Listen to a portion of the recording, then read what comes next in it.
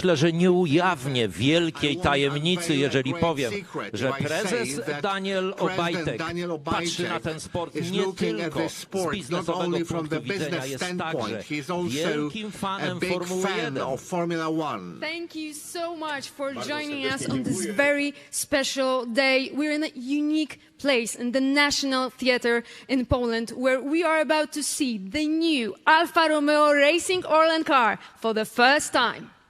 Ladies and gentlemen, Formula One is a pinnacle of technology, but it's also a tasteful design, we can say work of art.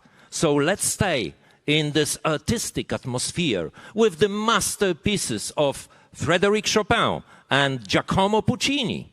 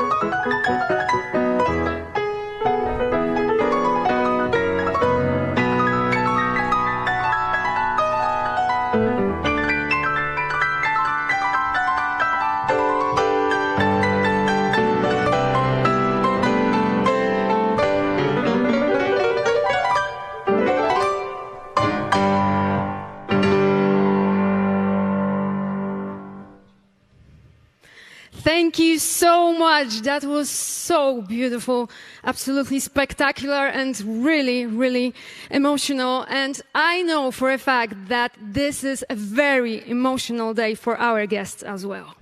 Thank you very much for outstanding performance by Justyna, Joanna, Krzysztof Herdzisz and Nikola Kołodziejczyk. Thank you very much.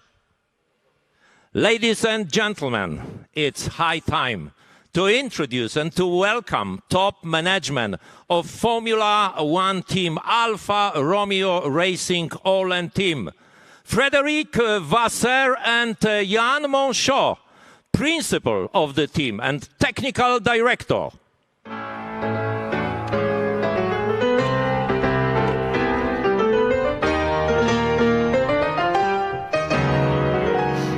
Hello.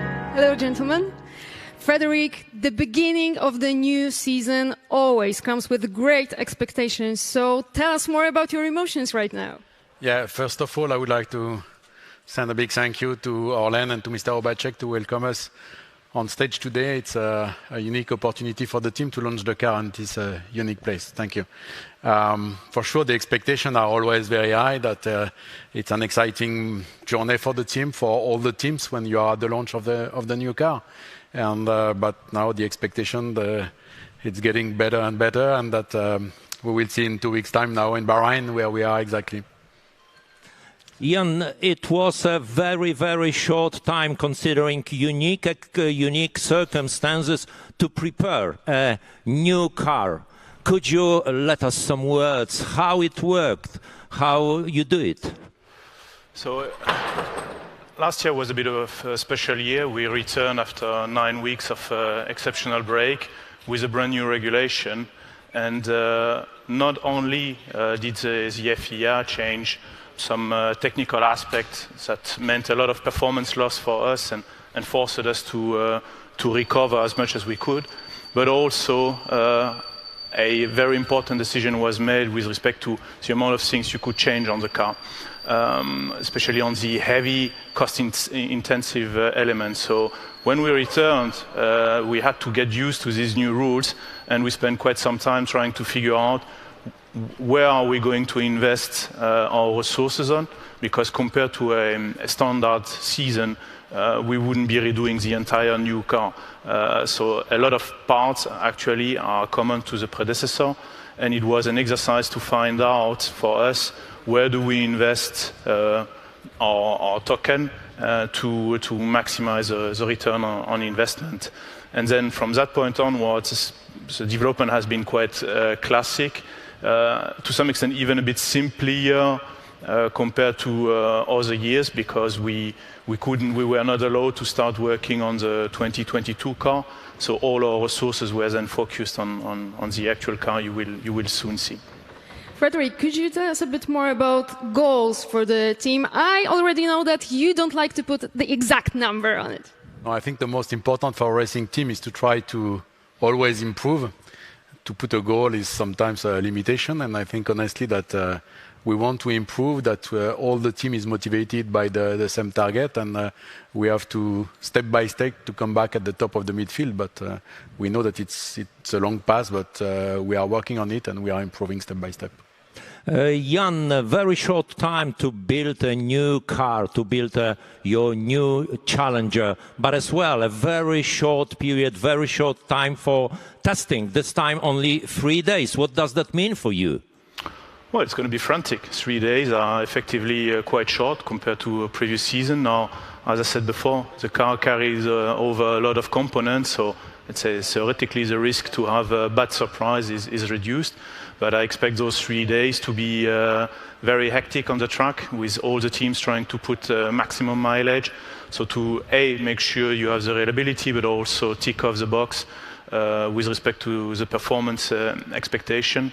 Good thing will certainly be the weather, because the temperature should be a bit higher than what we usually face in Barcelona, and therefore the work on the new car and the new tires, because we are also going to have new tires this season, will be certainly more representative than when it's 4 or 5 degrees in Barcelona. So no, we are extremely excited and are really looking ahead now to get started.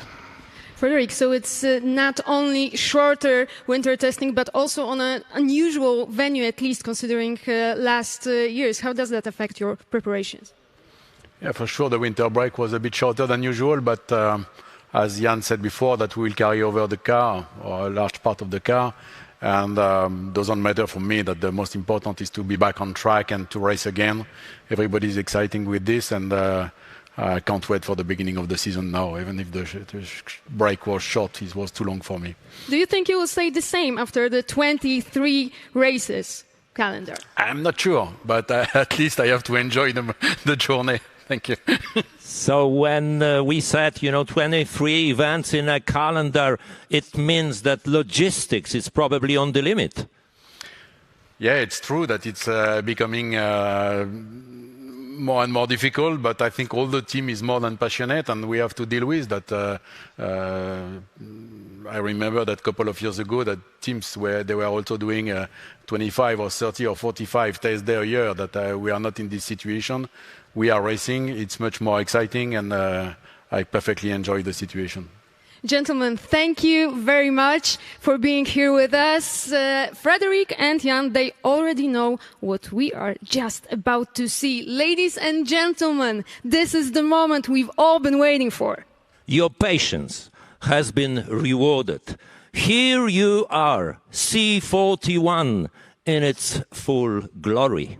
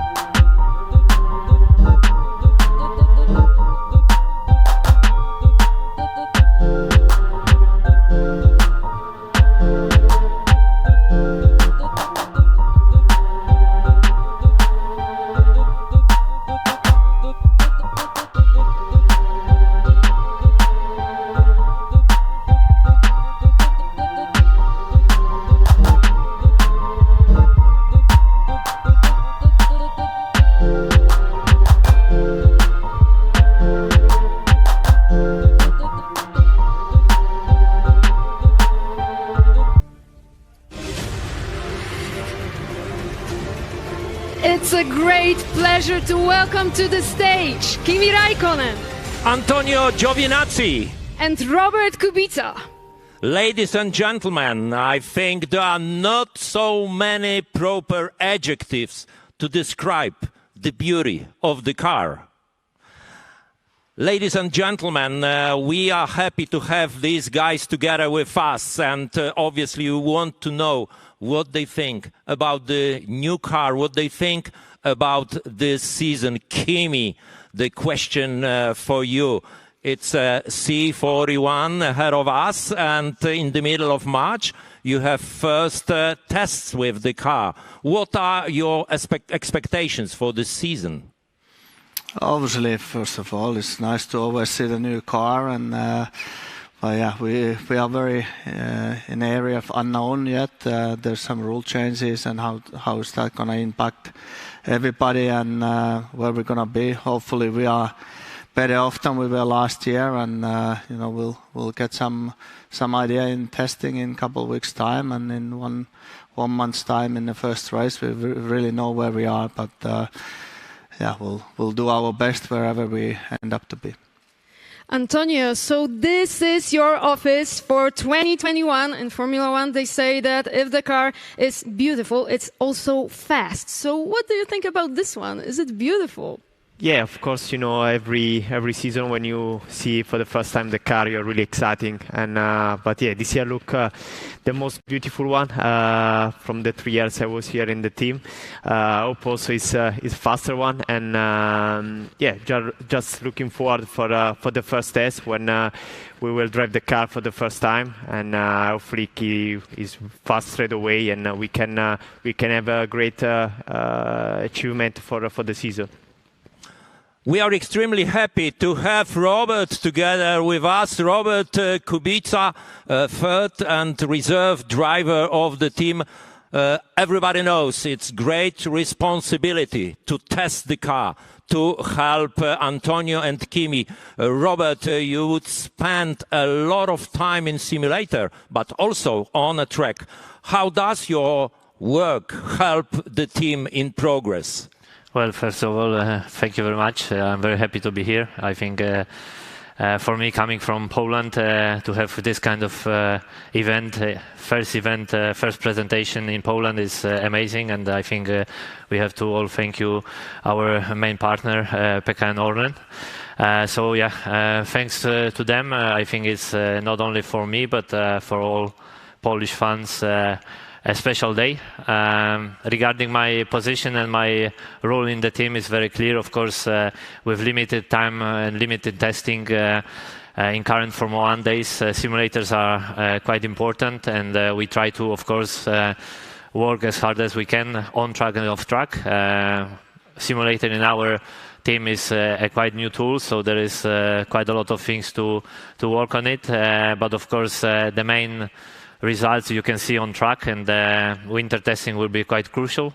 And of course, as last year, I hope I will get some opportunities to jump in the car during the season on Fridays FP1, so just to get myself into the rhythm and also to be updated regarding how is evolving our car. Antonio, so only 3 days of pre-winter testing this year. How does that make your job difficult? Because I can imagine it makes it really difficult. Yeah, it will be difficult, but in the end, it will be same for everyone. So I think for us is we stay with the same lineup, and we stay there just in November, end of November, so not long ago. And I hope just we can do a lot of laps, try to get a lot of data, and we'll have a good compare with the car from the previous year, and we can work from there for the first race.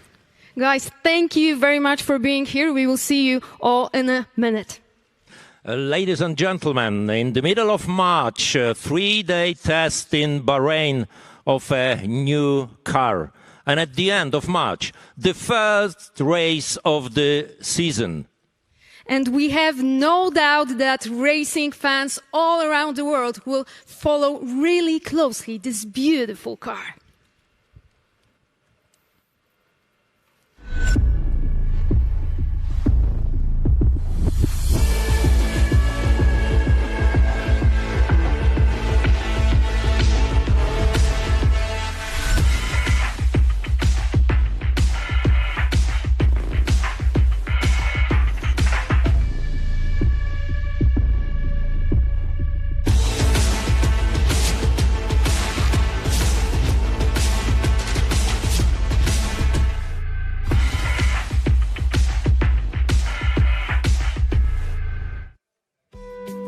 Ladies and gentlemen, Alfa Romeo Racing ORLEN team, all ready for 2021. The team, which is also a great family. So obviously, it's the time for family photo.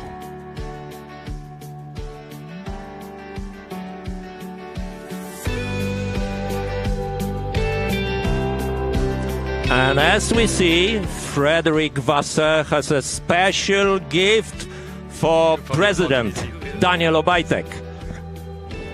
Fantastic gift to great Formula 1 fan.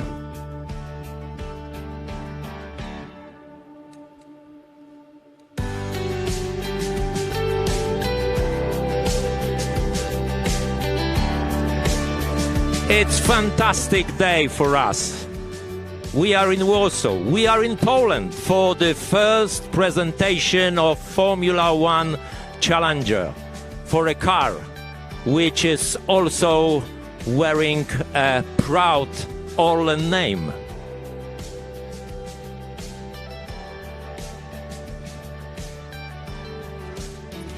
Now it's time to say goodbye to our TV audience, but we are still staying with our online viewers. Goodbye from Warsaw and see you on track. And thank you very much. Bye-bye.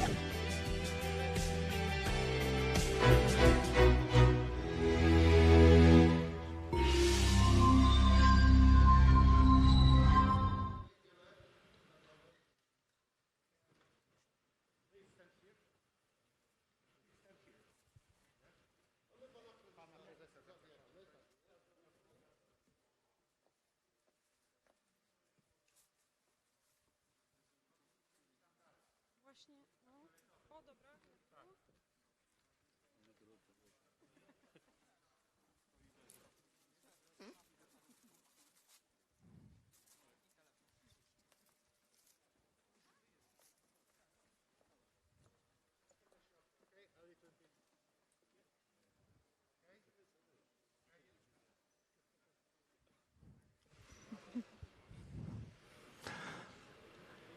Hello again. Welcome to the interview session with Frédéric Vasseur and Jan Monchon, and hopefully they will tell us more about the preparations for this new season. So, Frédéric, as we know, the regulations for this season were postponed, but I believe it's as well a big job to be done. It was a big job to be done before this season, considering even, the lack of great new changes. Yeah, the FIA and FOM decided last year to postpone the regulation to 22.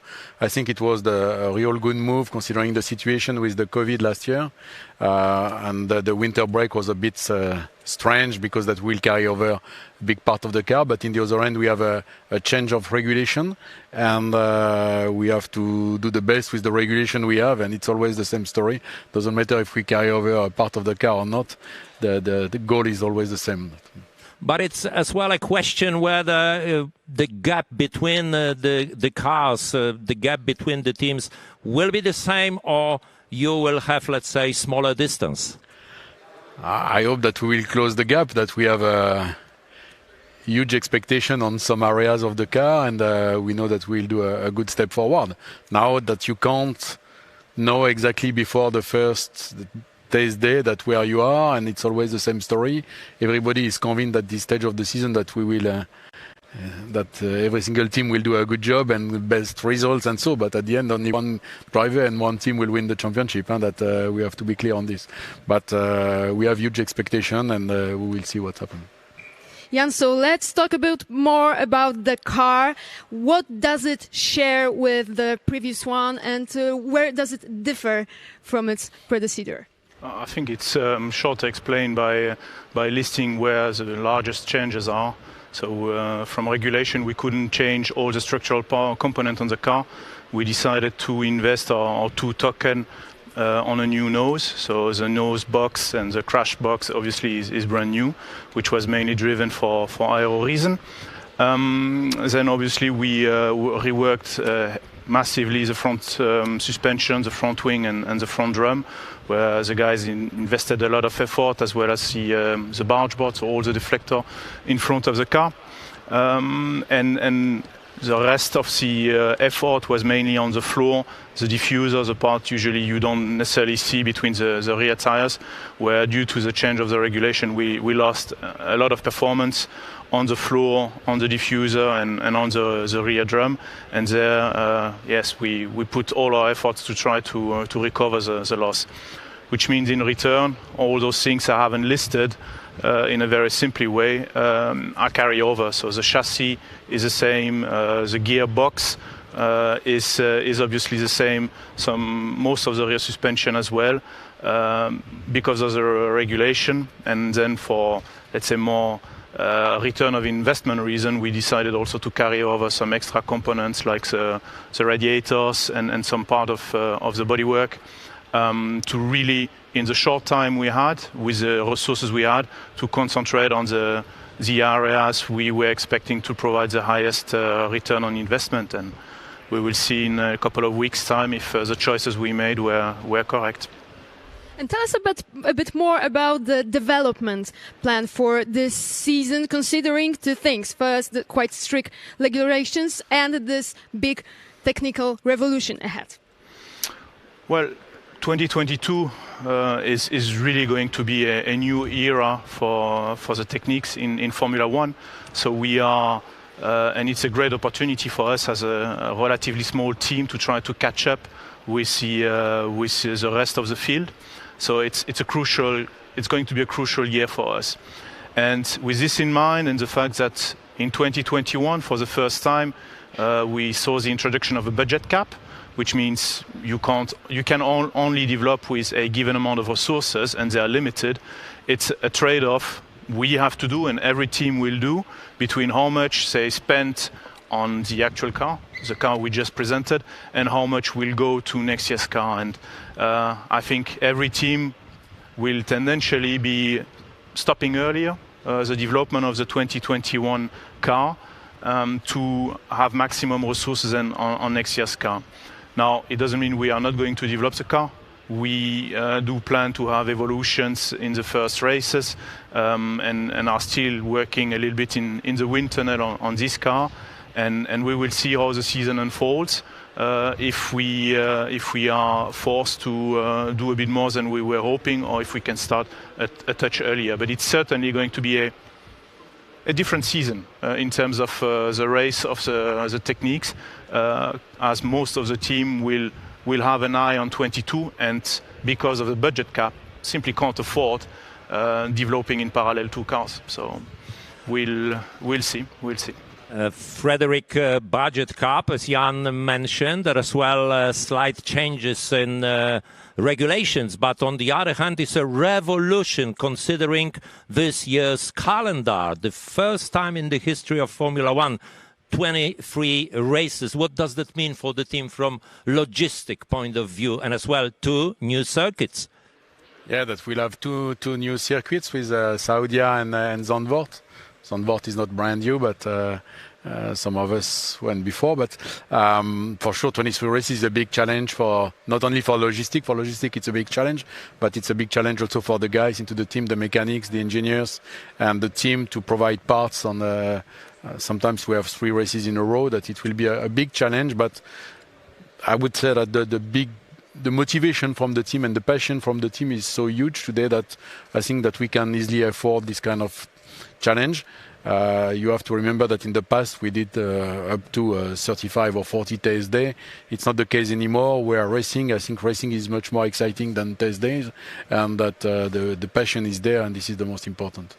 You have the same driver lineup 2nd year in a row. How does it help team to develop? How accurate is the feedback? Yeah, I think it was on purpose, because that we will have only 3 test days this winter, and we won't lose time to know each other and to build up the relationship. The relationship between both of them and the drivers and the team is a good one, that we are now working together for a couple of years, and that the relationship is there, and this is very important to improve and step by step, and to trust the guy who is in front of you when you are in a meeting, and this is crucial. Thank you very much, Frederick. Thank you very much, Jan. Ladies and gentlemen, that's the end of our meeting in Warsaw, in Poland, the first presentation of Formula One car in Poland.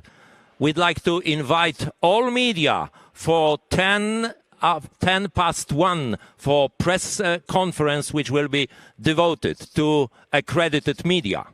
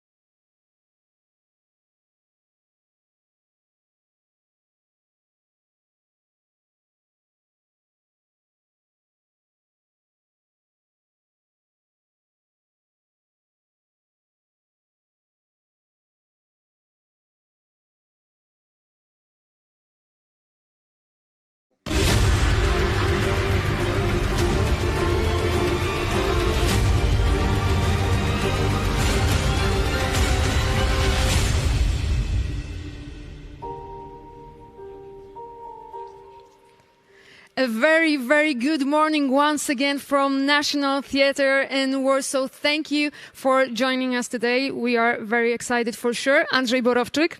Aldona Marciniak. Good morning. Good morning. I think it's good afternoon at the moment. So the press conference for international media, we are very, very extremely happy to be here together with our heroes, with the drivers and top management of Alfa Romeo Racing ORLEN team. As you know, the press conference is an online system. That's for obvious reasons. And we already have lots of questions. So I believe our hero, our guests will be overworked. So Aldona, it's, I believe, the best moment to start with. Of course. Let's start with Adam Wheeler from the Pit Stop crew online. The question to Frederick and Jan. There are some restrictions in terms of development of the car this year. What were you able to significantly improve? Well, I think, again, the main topic will be probably the aerodynamic. Even if we have some restriction and change into the regulation, we have still some freedom to develop the car on the aero side, and we did it. But now it will be, as always, some choice, and it doesn't matter if you develop the car, that you have to do a better job than the others. And we did some good improvement. The FIA decided to change the regulation to slow down the car, and I think that we came back at a decent level. Jan, anything to add? Well, the boss is always right, so... No, in general, the freedom we have on the aero side are still quite large. Freezing some key element of the car from the regulation has certainly reduced a little bit our margin of freedom, but where you can do most on the barge board, on the front wing, on the diffuser, the regulation have not changed. So effectively, a lot of effort went into this. What has changed is a further reduction of what you can test in the wind tunnel, so the amount of tests you are allowed to do, which has dropped order of magnitude something like 20% compared to previous year. So that's clearly impacting all the teams the same way, and forces you to think even harder than before you burn a wind tunnel test to try a new idea. But all in all, we can't really say for this car that there were some strong restriction on the aero. 2022 certainly is another challenge, because a lot of the artifacts you see on those cars, all the small deflector, barge boards, the very complex arrangement of deflectors you have in front of the side pod and between the front tire, for instance, disappears. And there it is already another challenge, because you have per se less freedom to try new shapes. But that's more for 22. I think we have more or less the same things to be developed. In a question by Scott Mitchell from the Race.com, I think it's a good question to Jan. What have the development tokens been spent on, and how much further development is planned, or is the focus fully to 22? So the two tokens we've been using on the new nose. So we have changed the nose structure, a new crash box. So that was worth 2 tokens. So our 2 tokens were invested in this change, and you can see on the picture that the nose is an evolution, and quite an advanced evolution of last year's concept, but a bit more extreme. So that's the area where we've been using those tokens. What we can expect for the season, probably less intense race of updates compared to previous years.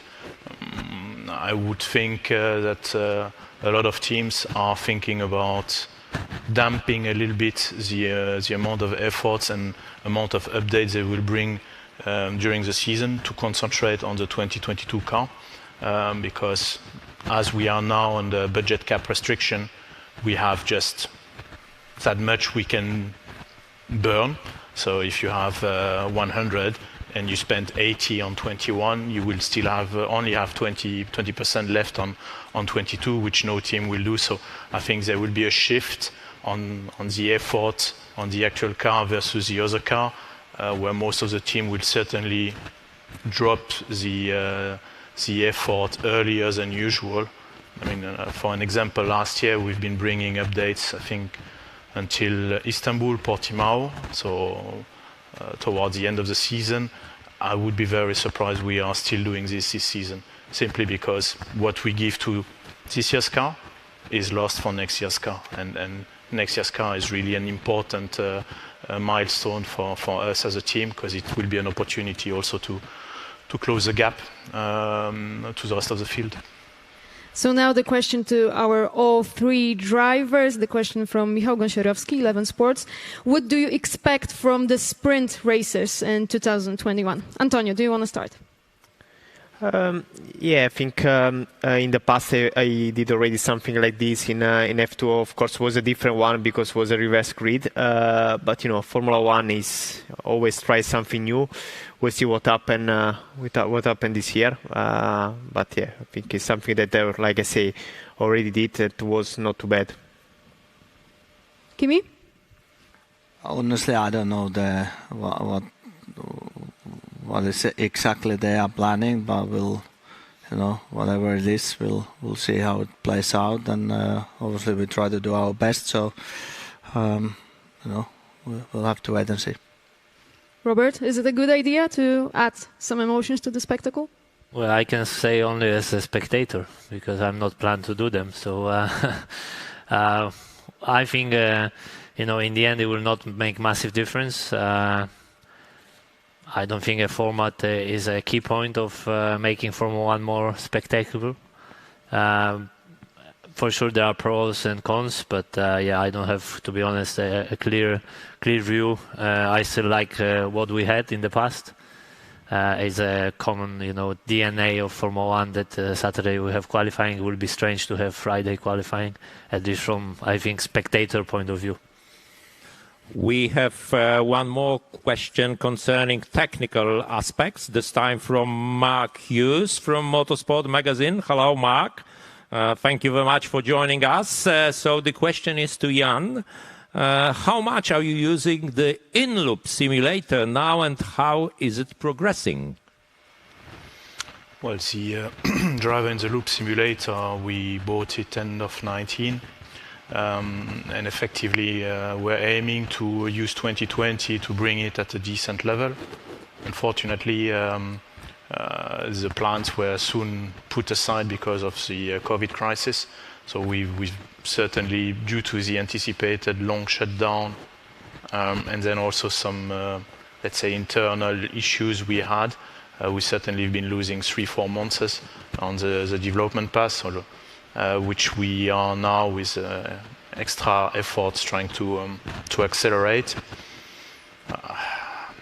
It slowly, not yet, but slowly, we are getting at a level where we hope it will start becoming a useful tool. So certainly the 2021 car, which is behind me, hasn't really benefited from the simulator.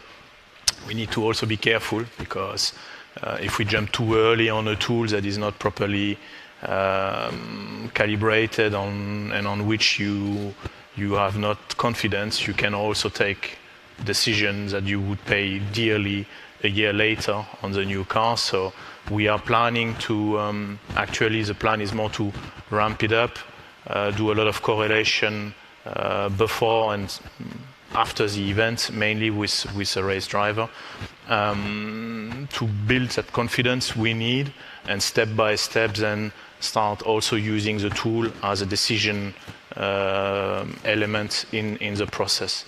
Currently it is not yet at that point. I hope the 2022 car will already somehow take advantage of this new tool. Frederic, now 3 questions in one for you from Lawrence Barreto from F1. So, how has the relationship with Ferrari evolved over the winter? Are you taking more parts, and have you taken on any of their stuff? I will try to have just one reply. No, the collaboration with Ferrari is, I think, is going very well. That we had a strong meeting, a long meeting during the winter to cover the points that of last year when perhaps that we didn't do the perfect job, but we are on the good path. I think that on their side they will recover probably a large part of the issue that we had last year, and collaboration is getting better and better. Now we won't take some of their stuff, perhaps one or two elements, but not much more. And I think it's not the key point of the collaboration. The key point of the collaboration is that to be convinced that we can learn from each other and in the scope of the regulation, and we have to play with this and to do the best job that we can do. One more question to Frederick. Malvina Kozak from F1 Tech Club is interested if there are any changes concerning this year, living in a bubble, if there are any exclusions for those who are vaccinated or recovered from COVID. No, so far I think honestly the protocol last year worked very well. That if you have a look on the number of tests that we did during the season and the number of positive cases, it was a very, very low percentage, and we were able to be back on track quite early for an international sport. We were probably the first one, and with the protocol in place, that we were able to do the 17 races plan. That it was a huge effort from the FIA, from the FOM, from the team. All the personnel from the team, including drivers, we all pay a lot of attention to this. Now vaccination, it's another story, because it's quite, from my point of view, it's quite impossible to jump the queue, and we can deal with the current protocol. That it went pretty well last year, and we have to stick to it. Robert, this one is for you from Przemysław Garczyński. If you have to choose two things, the best and the worst, connected with responsibilities of test and development driver, what would it be? The good thing and the bad thing. Well, I think the best is that you get the opportunity to drive F1 car. The worst one is watching the others racing. They are both connected, but if you are a race driver, it's normal you would like to race. That's why, of course, I still combining also this year my F1 duties with different series. So I will be able to race, and then I can mix two things. I can have both of them, driving F1 car and racing. But definitely, watching the others racing, F1 especially is something which all drivers are dreaming of. I did have a chance to race, of course, in the past. So I'm not that young anymore. So also my priorities are a bit different. But still, let's say the passion and the wish of racing, being there on Sunday, is quite high. But reality is that I know my place in the team, within the team, my position, my role, and I try to do my best in my job. And do you already know your program? I mean, how often will those guys let you in the car? Well, I think this is not a question to me, first of all. Second of all, of course, with changing the format of the weekends, this is making also a bit more complicated, and I think we'll have to all sit down and decide. But I hope, it's not an easy call, because from one side I have been a race driver, and I know how important it is to be in the car as a race driver. So I'm not that keen to take FP1s away from our race driver, but of course I will never say no if I get the chance. So one more question to Robert, this time connected not only with Formula One, as you can imagine. Julia Paradowska from Pit Stop Crew Online is interested in your program in European Le Mans Series. What are your objectives for this coming season in this new project for you? Well, first of all, it's a great opportunity which I will have to discover a new car, new series, but also a bit of different way of racing and approach to those races. As our endurance races, you are sharing the car with your teammates. Endurance racing, although many people is associating them as reliability races, but those races are actually very long sprint races from performance point of view. Definitely the field is very, very competitive in European Le Mans Series.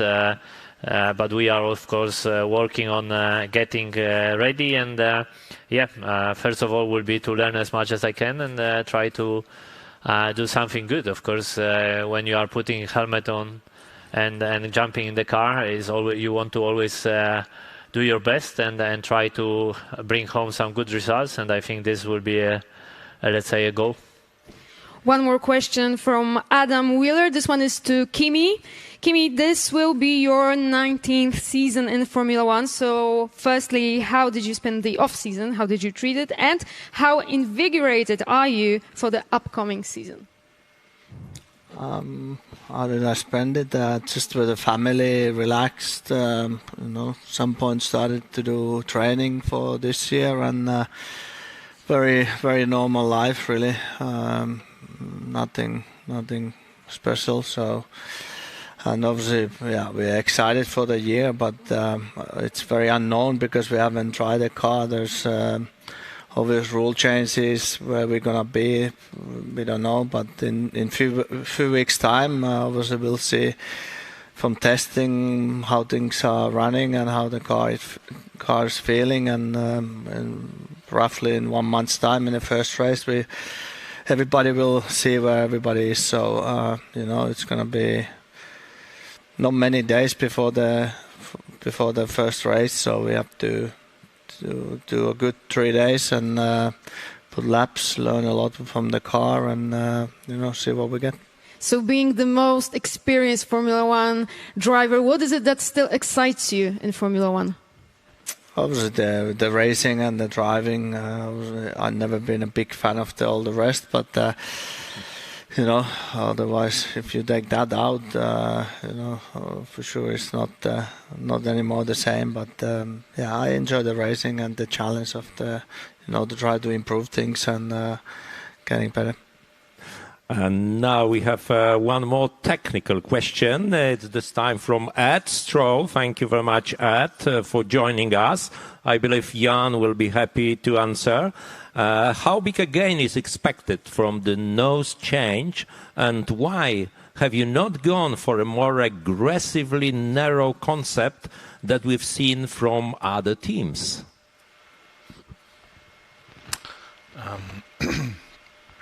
It's part of a front-end concept, changing the nose. So the nose in itself, when it was changed, and it has to, it's part of the overall concept of the front end, how we manage CUI 250 vortex being generated by the front wing, how the later then interacts with all the deflectors, turning vanes, and barge board we have behind.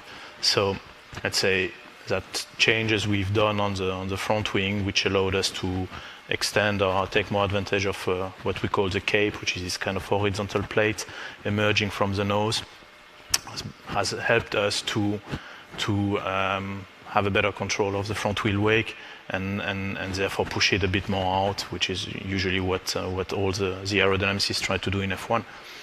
I can't really quote a number because when it was done originally in the tunnel, it was positive. But we are usually not redoing a check 6 months later to try to see then with a new barge board, with a new front wing, how much better the new nose was. It was exhibiting some very interesting feature in terms of flow quality, and at that point we elected to leave it on. With respect to the others, we certainly look what the others are doing. There's no F1 team not doing this, but we follow our own criteria, and having a front wing concept which is now in its third year or so, which is also quite different from many other teams. Some of the solution we are looking for and finding might look slightly different than the others. It doesn't mean they are wrong. That doesn't mean we are right. I have no crystal ball. But it's for us at that time when we elected to go for this new nose, it made sense. Kimi, so still on the subject of you being the most experienced F1 driver from Malvina F1 Tech Club, how do you feel having Fernando Alonso on your back with 312 Grand Prix? You have 330. Honestly, for me, the numbers doesn't really mean much, and I'm sure, whenever I stop, somebody will have more, and then when the next guy stops, some of the younger guys probably will have more. So, we'll try to do our best, and the results are more important, and for sure, than the amount of races I've done. And we've got a question to Frederick. The question from Adam Wheeler from the Pit Stop Crew Online. You have invested in a new wind tunnel and advanced simulator. How are these upgrades going? Is there some optimism for the improvement of Alfa Romeo? Yeah, it's not the case on the wind tunnel because the wind tunnel is there. But it's true that we invested a lot of money and energy onto the simulator, and it will pay off at one stage. That we are really at the early stage of the project.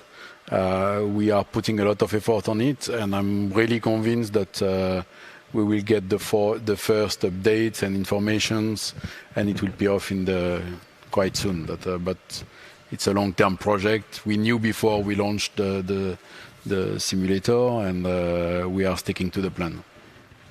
Antonio, now I would like to ask you, because it's your third season in Formula One, so how have these 3 years changed you as a driver? Do you feel that you're performing now at a higher level? Yeah, of course, I felt much more ready this season compared when I came here in 2019. Still, I think need to do more another step. What I did already from first season to second season, and yeah, I think this is my target on like a driver for this season, and try to improve in some points where I was struggling more last year, and this is what I did during the winter, and what I will do during this season. And we've got a question from Giuliana Cesaroli concerning the restriction. It's to Fred, I believe. It's Swiss journalist, lady journalist, and concerning the restrictions which appeared in Switzerland now. Yes, aren't you afraid that having this kind of restrictions there will be a problem for the team? Honestly, no. That restrictions are everywhere. It's probably also very drastic in UK, and the majority of the team are coming from UK. Now the situation is like it is, and we are sticking to the protocol. We did, I think, an impressive job last year, not us as a team, but the global paddock and all the teams, the FIA, the FOM. We have to deal with the restriction, but I think that it won't be an issue at all. If I may ask all the drivers, how did you get used to the bubble you had to live in last year? Is it? I mean, it's a sacrifice worth taking if you can go racing, I imagine. But are you prepared to do the next season in similar circumstances? Antonio, would you start? Yeah, of course, was not an easy one. I still remember that coming back from the race, we didn't spend much time in the factory because I was need to traveling to Switzerland, cannot go to any restaurant, so just to take out, to spend some time out of the racetrack. So it was completely different, just home, gym, and back at home. And then at the track for the race. I think, to be honest, this year, especially in the first part of the season, will be quite similar. But I hope, that finally, at one moment in the season, we can come back on the normal situation, and actually also to see back fans on the grandstand, because I think this was one of the part that we missed during last season. Kimi? Yeah, not much to add. I think on beginning was slightly different, but I think it's going to be similar than what we had last year. So it's let's say the new normal, and it's just different. But it all worked out okay, and obviously it's a bit more quiet at the tracks, less people. But I think generally, everybody is more used to it, and it works okay. We can go racing. Everybody's trying to stay as safe as we can, and so far it's been working well.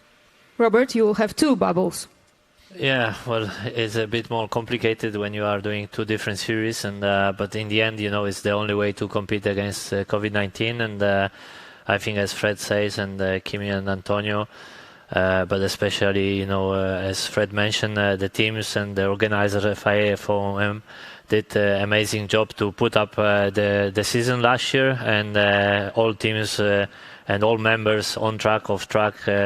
I think they are doing a really good job, and especially for them, I assume it's not easy. The mechanics, the people who are flying around the world, having family at home, and they cannot even see them for a very, very long time.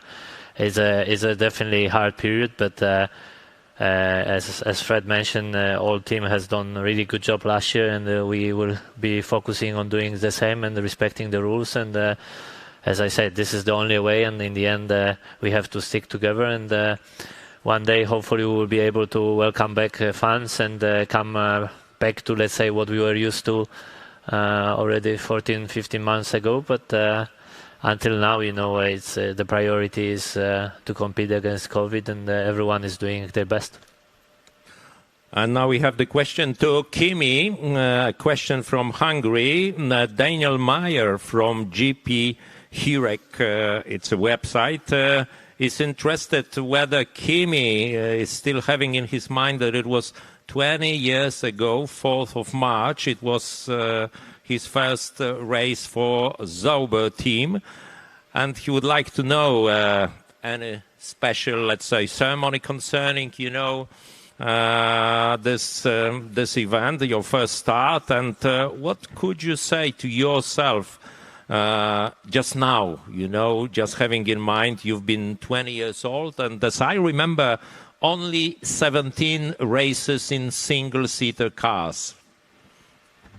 Time goes quickly. Obviously, it's quite a long time ago, but then I was a couple of years out of F1 and kind of in the middle of it, so it doesn't feel like 20 years. So I wouldn't say anything. I didn't know that much F1. Obviously, I'd done testing the year before a bit, and then the pre-season test, and but yeah, most of the places were new, and was just try to learn and do the best that I could, and it worked out okay. So I wouldn't really have anything to say.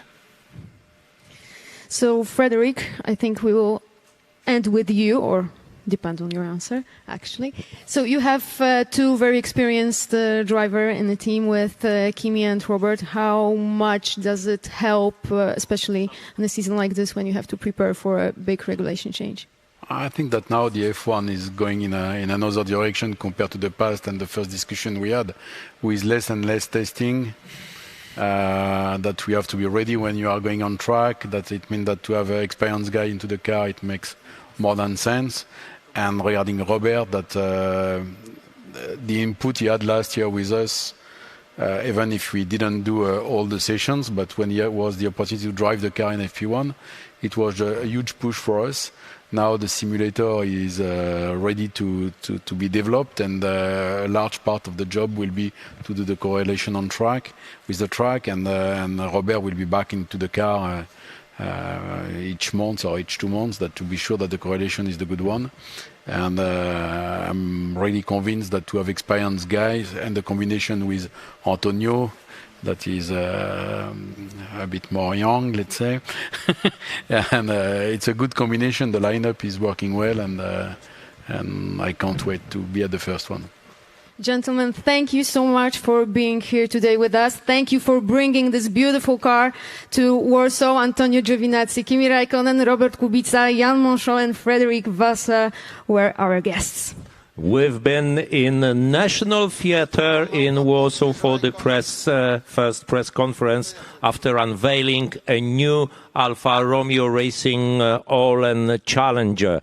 I hope our colleagues, I'm sure, not only hope, I'm sure our colleagues from the team, from the media department are always happy to answer for your all questions, and you will follow the events connected with the team. You will follow Bahrain tests with our drivers. You will follow 23 races during this season. So thank you very much once more. Bye-bye from Warsaw, from Poland.